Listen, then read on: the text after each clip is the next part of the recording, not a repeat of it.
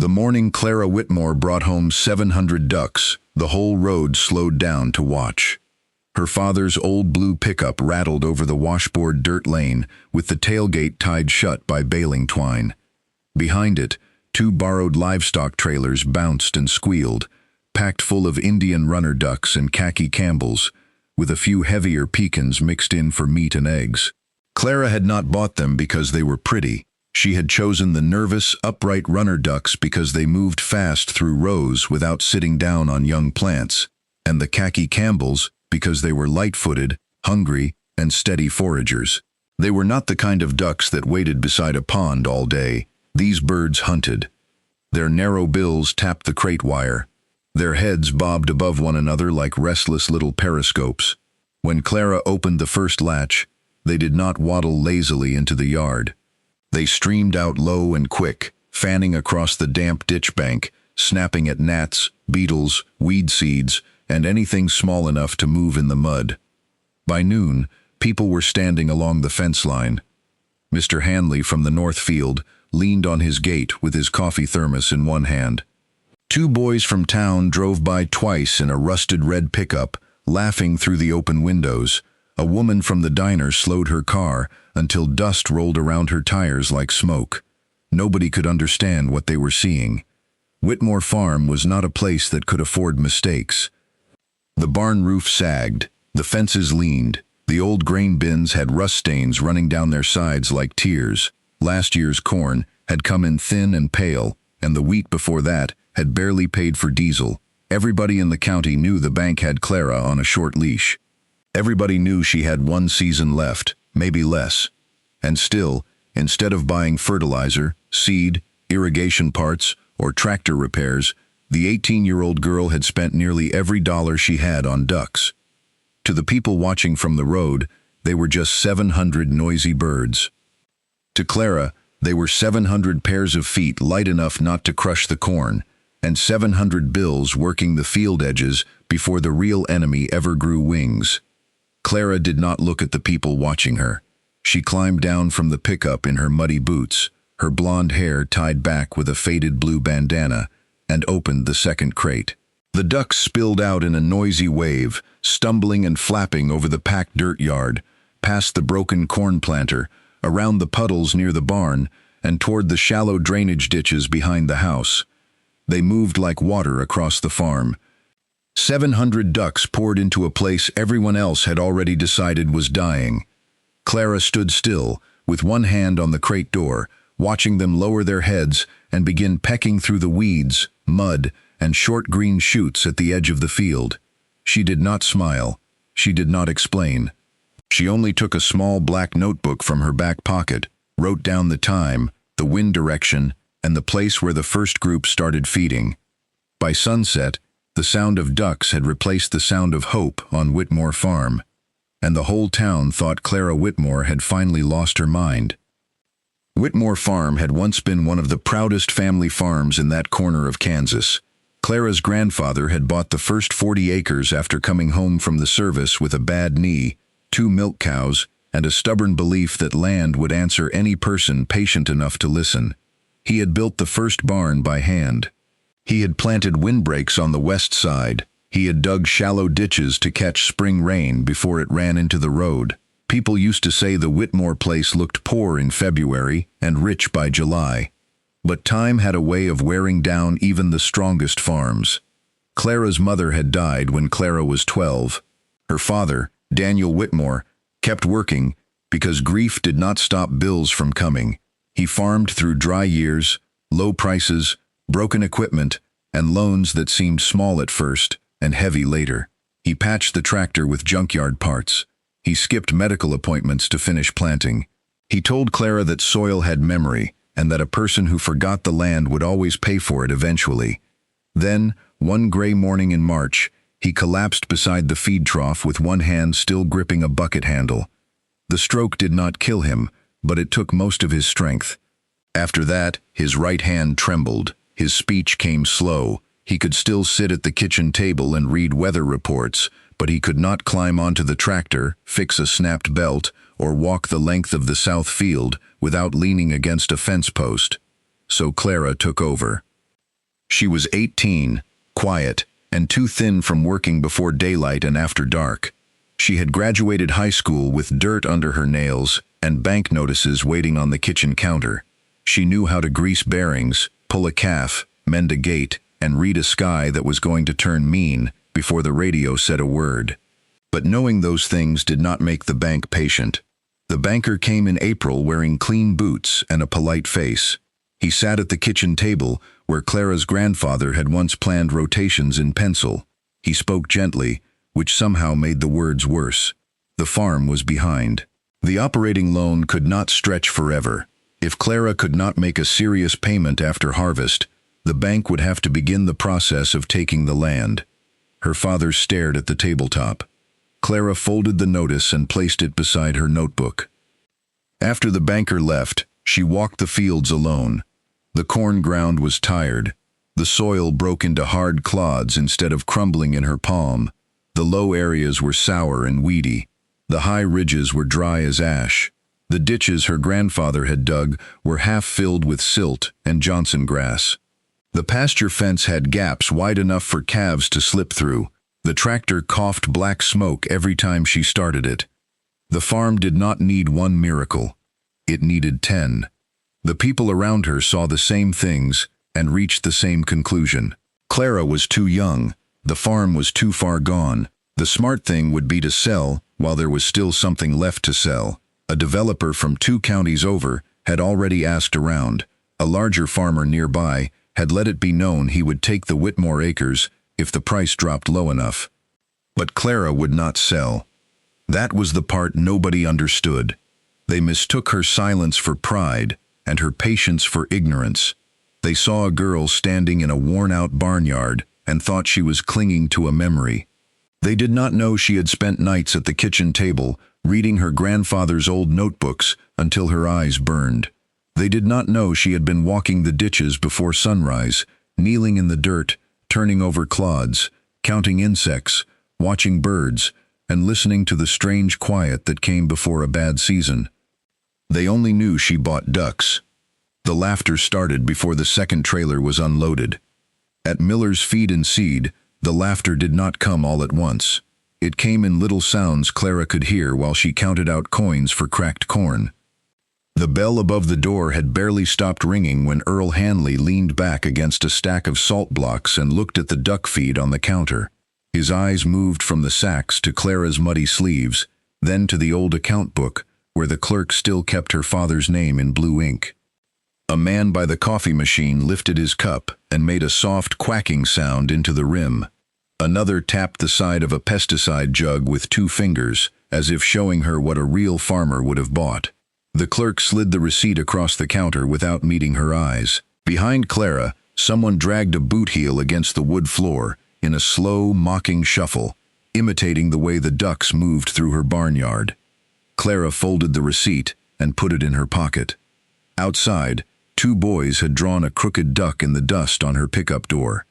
One of them had given it a little crown and written Queen Clara underneath with his finger.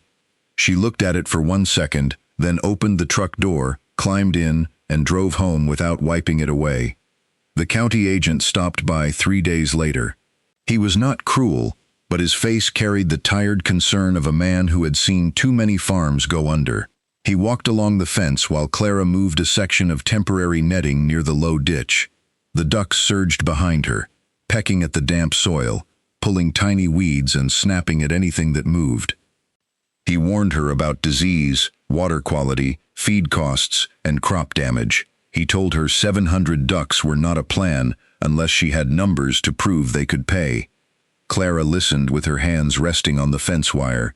She nodded once, then went back to work. That was how she handled everyone. When Mr. Hanley called across the road that her father would have known better, she kept carrying water buckets. When the banker asked whether the ducks were part of a serious repayment strategy, she looked at the floor and said she was working on it. When boys drove by quacking out the windows, she fixed another section of fence. When someone left a rubber duck on her mailbox, she set it on the kitchen windowsill and made her father laugh for the first time in weeks. But alone, the laughter reached her. It reached her when she was washing mud off her arms at the pump. It reached her when she was counting feed sacks and realizing she had to stretch them another week. It reached her when a storm blew the brooder tarp loose and she spent 2 hours in the dark chasing panicked birds through the barnyard with a flashlight clenched between her teeth. Still, every morning before the heat lifted off the fields, Clara opened her notebook. She wrote the date. She wrote the temperature. She wrote where the ducks had grazed, what they ate, how fast they moved, and which sections of ditch held the most insects. She recorded the places where grasshoppers jumped when she walked.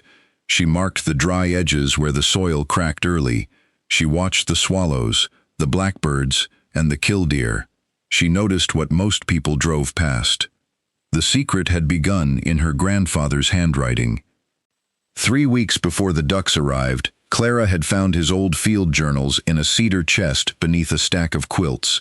They smelled like dust, oil, and the tobacco he used to carry in his shirt pocket. Most of the pages were ordinary farm notes: rainfall, planting dates, yields, frost warnings, cattle weights. But one notebook from decades earlier stopped her cold. The summer had been hot and dry, and grasshoppers had eaten through the county like fire. Her grandfather had written about fields stripped bare in 2 days, fence posts crawling, road ditches moving as if the ground itself had come alive. Then, in the margin beside a rough map of the farm, he had circled the low east section and written that the birds stayed there, the hens hunted there, and the corn held longer where the ground stayed damp, and the young hoppers were eaten before they scattered. Clara read that line over and over. Then she started looking. At first, the signs were small. Grass chewed into ragged strips along the ditch banks. Tiny nymphs rising from the dry edges when the sun warmed the ground. Clusters of eggs in sandy soil where the weeds had gone thin. More wild birds than usual working the field margins. Weather reports calling for heat and dry wind through June and July. People were worried about fertilizer prices and banknotes and whether the rain would come. Clara was worried about grasshoppers. She knew she could not afford enough chemical spray to protect the whole farm. Even if she could, dry wind could carry it off target, and spraying too late would mean fighting the swarm after it had already grown wings. Her only chance was to weaken the problem before it became visible to everyone else. That was why she bought the ducks. Not because she had money to waste, because she had no money to waste on a solution that would come too late. The ducks were not random. Clara rotated them through the farm like a moving tool. She used temporary fencing to guide them along ditch banks, field edges, garden rows, and weedy low spots where insects hatched first. She kept them out of tender corn until the stalks could handle pressure. She watered them from old troughs placed in the shade. She fed them just enough grain to bring them home at night, but let them hunt most of the day. They ate beetles, larvae, slugs, weed seeds, and young grasshoppers before those grasshoppers could grow wings. Their manure darkened the poor strips along the ditches. Their feet pressed loose organic matter into the soil. Where they moved for a few days and left, the ground looked messy at first, then strangely alive. Weed pressure dropped. The ditch edges stayed open. Moisture lingered a little longer where the soil had been scratched, manured, and shaded by regrowing grass. Clara never called it a miracle. She called it work, and the work nearly broke her. By June, the days began before sunrise, with the sound of 700 hungry ducks shifting behind the barn. Clara moved fencing before breakfast, hauled water before the sun cleared the cottonwoods, and walked the rows with a hoe over one shoulder. She fixed the old tractor with parts taken from 2 dead machines behind the shed. She patched the barn roof with tin sheets her father had saved for years. She cleaned troughs, checked feet, buried the few birds that did not make it, and kept moving the flock no matter how tired she was. The farm became a map of small experiments. A ditch grazed for 2 days. A pasture corner rested for 5. A strip near the corn protected with netting until the plants were high. A low patch seeded with clover after the ducks cleared it. Clara marked everything in pencil, because ink ran when sweat dropped onto the page. Some days went badly. A neighbor's dog tore through the fence and scattered 200 ducks into the road. Clara spent half the afternoon gathering them, while trucks honked and men laughed from the shoulder. A heat wave killed the pump motor, and she had to haul water in barrels from the house well until her arms shook. Feed prices rose again. The bank called twice in 1 week. Her father tried to tell her she did not have to carry all of it alone, but the words came slow, and his eyes filled with shame before he could finish. That night, Clara found her father awake in the dark kitchen. He sat in his old chair beside the window, the bank notice lying on the table between them. The stroke had pulled one side of his face lower than the other, and some nights, his words came out broken, like tools dropped one at a time from a high shelf. But his eyes were still clear. They followed her as she took off her boots by the door. She tried to turn the notice face down before he saw the amount due. His left hand moved slowly across the table and stopped her. For a long moment, neither of them spoke. Outside, the ducks murmured in the barnyard, shifting in the dark like rainwater in a ditch. Her father touched the paper with 2 fingers, then looked toward the window, toward the fields he could no longer walk. "I'm sorry," he said. The words came rough and small. Clara stood very still. He swallowed hard, fighting for the next sentence. "Was supposed to leave you land, not debt." Something in Clara's chest tightened so sharply she had to grip the back of a chair. She had been able to stand the banker's careful voice. She had been able to stand the neighbors laughing, but she could not stand the shame in her father's face. She crossed the kitchen and knelt beside him. "You left me more than land," she said. He looked at her then, tired and doubtful. Clara took his hand, the one that still trembled no matter how hard he tried to steady it. "You taught me where the low ground holds water. You taught me what birds mean before a storm. You taught me not to answer people just because they're loud."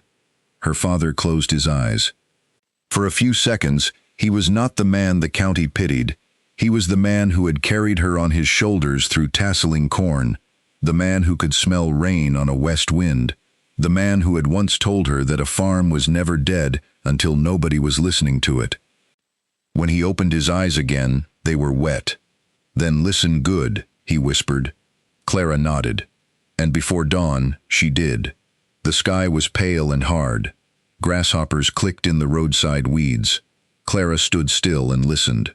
The sound was faint, like dry paper rubbing together, but it was everywhere.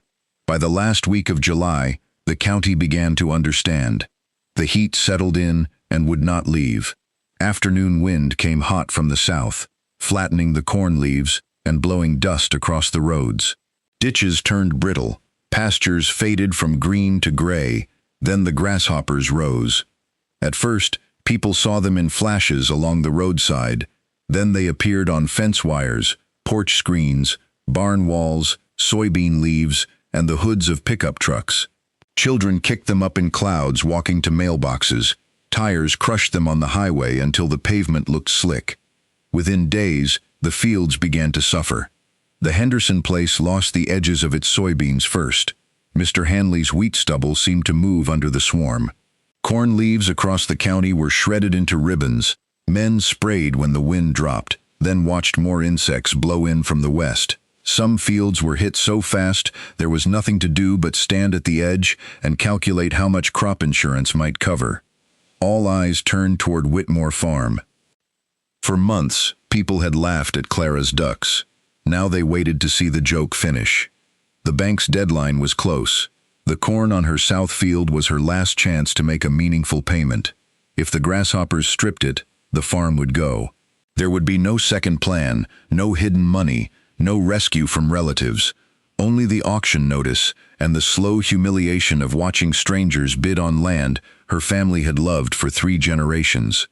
The swarm reached her western fence on a Tuesday afternoon, and it did not arrive like ordinary insects. It arrived like weather. Clara heard it before she saw it. A dry, electric rattling rolled over the neighboring field, thousands of wings scraping against heat, corn leaves, fence wire, and one another. The sound made the hair rise along her arms. It was not loud like thunder. It was worse than thunder. It was constant, hungry, and close. Then the air above Hanley's corn began to flicker. At first, it looked like dust lifting off the rows. Then the dust broke apart into bodies, brown legs, glassy wings, hard little heads turning in the sun. The swarm rose and settled, each time leaving the corn thinner behind it. By the time it reached the road, the smell came with it. Crushed weeds, hot dust, bitter green sap from torn leaves, the sharp, sour stink of insects smashed under tires as pickup trucks slowed and rolled through them. Grasshoppers struck Clara's shirt, her neck, her cheeks. They clung to the fence posts and sprang against the tin sides of the barn with tiny metallic ticks. Across the road, Hanley's field made a sound Clara would never forget. It sounded like paper being shredded by invisible hands. Rows of corn that had taken months to grow were being stripped in minutes.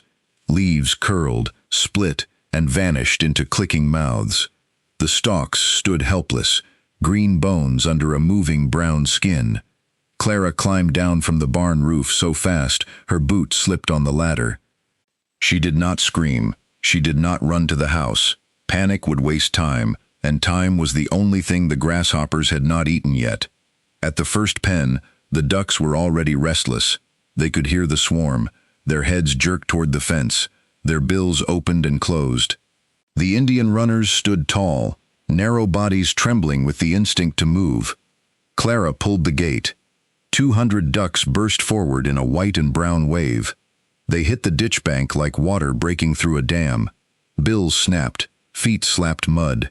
Wings half opened for balance as they drove into the moving edge of the swarm. Grasshoppers sprang up, and the ducks caught them out of the air, off the grass, off the corn leaves, off the fence wire. The sound changed at once. Beneath the dry rattle of insects came the wet, rapid clacking of bills, working faster than Clara had ever heard. She opened the second pen along the south strip, then the third. The flock spread exactly where she had trained it to go, not into the corn hearts, not over the tender stalks, but along the borders, ditches, and weedy hatch lines where the swarm thickened first. Clara moved behind them with a long cane pole, sweat running into her eyes, dust sticking to her lips, grasshoppers cracking under her boots. By evening, the sun was red and low, and the whole edge of Whitmore Farm seemed alive with battle. The grasshoppers came in waves. The ducks answered in waves. Everywhere else, the insects met leaves. On Clara's farm, they met hunger. The next morning, the swarm pushed harder. Across the road, Mr. Hanley's corn had lost its shine. Leaves hung in strips. On Clara's side, the outer rows were chewed, but not gone. The ditches that had been rotated all spring held fewer young hoppers. The field margins were not clean, but they were not crawling like the neighbor's land. The ducks had eaten for months before anyone else knew there was a war coming. For 3 days, Clara barely slept. She moved the flock at sunrise, midday, and evening. She protected the young soybean patch with netting. She kept the ducks watered through the heat. When one section grew overwhelmed, she shifted the birds to the next. The system was not perfect. Grasshoppers still entered. Leaves still tore. A strip of corn near the west fence was nearly lost. But the heart of the field held. By the end of the week, the difference was impossible to ignore. On farms around her, fields looked burned, though no fire had passed. On Whitmore Farm, the corn stood battered but green. The leaves were scarred, but there were still leaves. The stalks were stressed, but alive. The low strips where ducks had worked all spring showed darker soil and better moisture. The ditches were open, not choked with weeds. The flock moved through them like a living machine, built from hunger, instinct, and one girl's stubborn belief in an old note written decades before. The county agent came back on a Saturday morning. This time, he did not stand at the fence with warnings. He walked the field slowly, kneeling at the margins, touching the soil, studying the difference between Clara's land and the neighboring acres. He asked to see her notebook. Clara handed it over without a word. He turned page after page. Dates, temperatures, hatch signs, grazing rotations, feed amounts, mortality counts, soil notes, insect pressure, rainfall, wind, every section marked, every mistake recorded, every adjustment made. When he looked up, his face had changed. By harvest, Whitmore Farm did not break any county record. It did something more important. It survived. Clara's corn yield came in lower than a perfect year, but far higher than most farms hit by the grasshoppers. She sold eggs through the summer, then sold part of the flock to other farmers who suddenly wanted ducks of their own. She kept enough birds to continue the rotation and used the rest of the income, along with the crop money, to make the bank payment that everyone said she would never make. The banker counted the check twice. Clara stood in his office, wearing the same muddy boots people had laughed at in May. She did not remind him what he had said. She did not tell him he had been wrong. She only took the receipt, folded it carefully, and placed it in the same notebook where she had written the first day's wind direction when the ducks came home. After that, the road past Whitmore Farm changed. Pickup trucks still slowed, but the laughter was gone. Farmers who had joked at the diner began stopping by with careful questions. They asked how she moved the birds without losing them. They asked how early she had seen the grasshopper signs. They asked what kind of fencing worked, how much water the ducks needed, and whether the manure really helped the low ground. Mr. Hanley came last. He stood at the fence one evening while Clara filled a trough. For a long moment, he said nothing. Then he looked out over the field that had survived beside his ruined one and asked if she would show him how she had known. Clara wiped her hands on her jeans and nodded. She took him to the ditch first. Not to the ducks, not to the barn, not to the notebook, to the ditch. She showed him the soil under the grass, the damp line beneath the crust, the egg beds in the dry sand, the places birds gathered before people noticed anything was wrong. She showed him what her grandfather had written, what her father had taught, and what the land had been saying all along. That winter, Clara repaired the barn roof properly. She replaced the worst fence posts. She paid down enough debt for the bank to stop calling every week.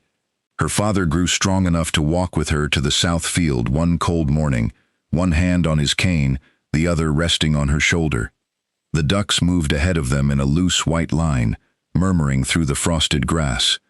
Whitmore Farm still looked worn. The paint was still peeling, the tractor was still old, the work was still heavy, and there would be more droughts, more pests, more bills, more years, when nothing came easy.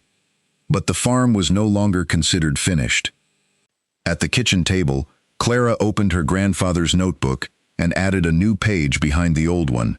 She wrote about the grasshopper year, the 700 ducks, the fields that failed, the field that held, and the lesson no banker, neighbor, or expert had been able to see until the swarm arrived. A farm was not saved by noise. It was saved by attention. It was saved by the quiet person who walked the edges, read the soil, remembered the past, and kept working long after everyone else had laughed.